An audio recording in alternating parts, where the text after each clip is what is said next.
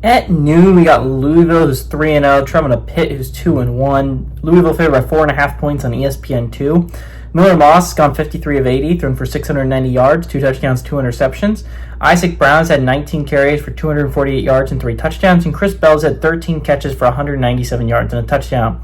Eli Holstein has gone 58 of 88, thrown for 822 yards, 9 touchdowns, 3 interceptions. Desmond Reed has had 24 carries for 142 yards and a touchdown. And Raphael Williams Jr. has had 12 catches for 245 yards and 3 touchdowns. Pitt is 11-10 against Louisville all time. Last game did go to Louisville in 2024. And Louisville hasn't won at Pitt since 2012. Braum is 1-1 against the Panthers during his career at Louisville, and Narduzzi is 2-2 against the Cardinals during his career at Pitt.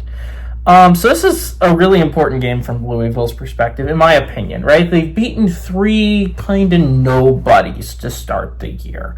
It hasn't been the most insane out-of-conference schedule that anyone could possibly imagine. It's been pretty lackluster so far. They played an FCS squad, they played James Madison, they've played Bowling Green.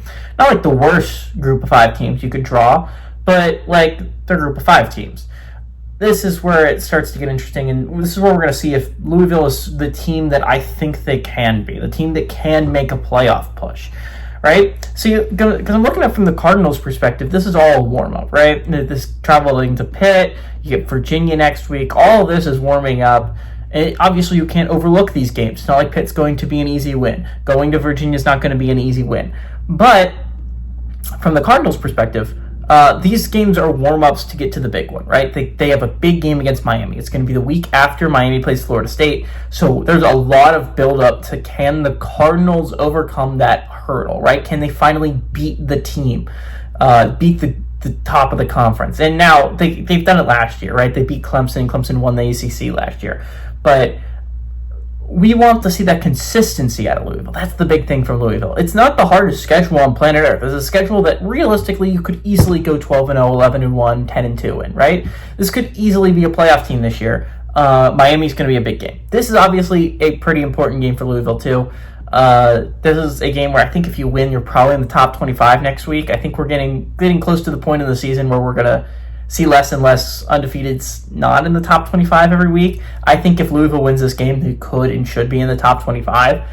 This is a top 25 football team, in my opinion. Pitt is a really interesting team. Obviously, they're coming off a bye, which after that they lost to West Virginia, which was a heartbreaking loss for Pitt. A game you really couldn't give away if you're Pitt. Again, remember, Pitt's schedule's hell. He's still got games against Miami and Notre Dame and Georgia Tech still on the schedule. So it's like already you're shooting yourself in the foot with an insane schedule. Not to mention, you can't be losing games to West Virginia. It's like a not great West Virginia team, that looks like they could be bottom tier in the Big 12, maybe bottom 2, maybe bottom 1.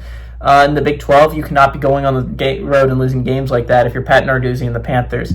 I think this is going to be an interesting game from that perspective. I think Louisville's got it. I think this is going to be a game Louisville wins, and I think they're going to win pretty handily. I think Miller Moss is going to finally show his electric arm, and I think he's actually going to show it against really good competition. Give me the Cardinals to win. I like the Cardinals to cover on the road.